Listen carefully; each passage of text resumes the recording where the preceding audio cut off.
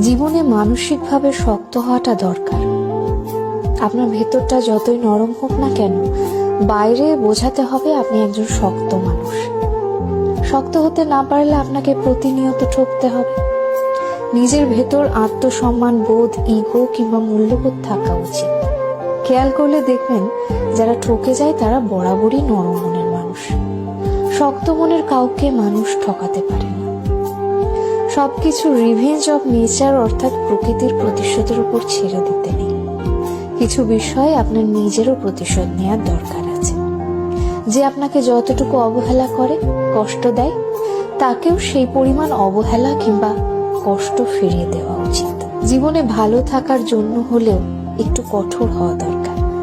যে কোনো কিছু সহজে পেয়ে গেলে মানুষ মূল্য দিতে জানে না। মানুষ হিসেবে আপনি সহজ হতে পারেন, তবে সস্তা কিংবা